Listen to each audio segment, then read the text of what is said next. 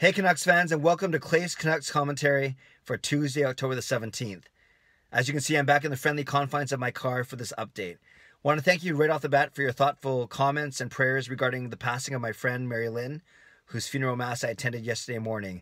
And as I mentioned yesterday, she was a very passionate Canucks fan, always asking me about the team, always asking me about my latest parody song video. So Mary Lynn, I will miss you dearly, and friends online, thank you for your thoughtful comments and for reaching out to me.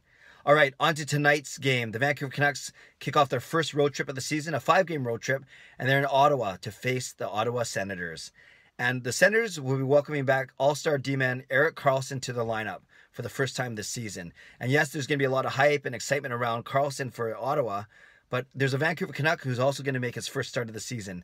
And that will likely, and I say likely because it's not confirmed yet, but it'll likely be goaltender Anders Nilsson between the pipes. And I say likely because there's nothing formal from the team yet, but Markstrom has played the first 4 games, and Markstrom did take the very, very light optional skate this morning, whereas Nilsson didn't. Leads me to believe that Nilsson is getting his rest and indeed starting tonight.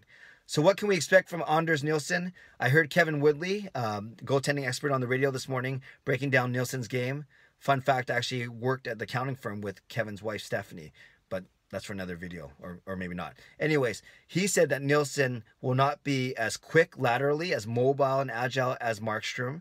He will not cut down angles. In fact, Nilsson relies on his size and plays back further in the crease.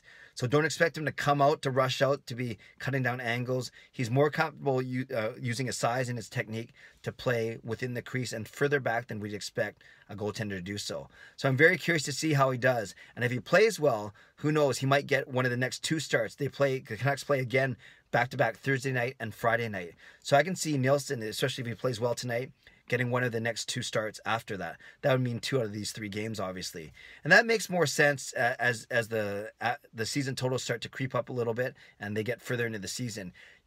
Some thought that Nilsson would actually compete for the #1 job with Markstrom, and that would mean that, you know, a 50-50 split or 60-40, whatever it be.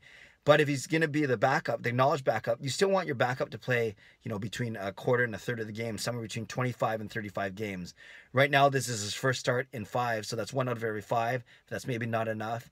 Yes, the season's early. Yes, it's a small sample size.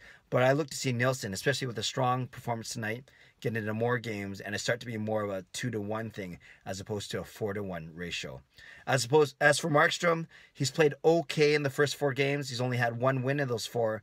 And much has been said about 3 of the 12 goals going through the same place. The gap between his trapping glove and his pads. I'm not a goalie expert, but maybe that's something he needs to work on, spend some time with goaltending coach Dan Cloutier on, or maybe just some more practice time as opposed to game, getting some practices while Nilsson takes a couple of the next games coming up.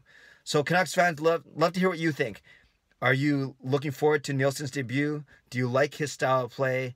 Given what you've seen so far, do you think he will be a good backup to Markstrom? Do you think he will even eventually be competing for the #1 job? And we see stuff like that happening all around. You see Connor Hellebuyck in Winnipeg almost take over the #1 job from Steve Mason. Could Nilsson do the same with a couple of strong outings on this road trip? Time will tell. I appreciate all your feedback, your comments. So leave something below. I'll get back to you.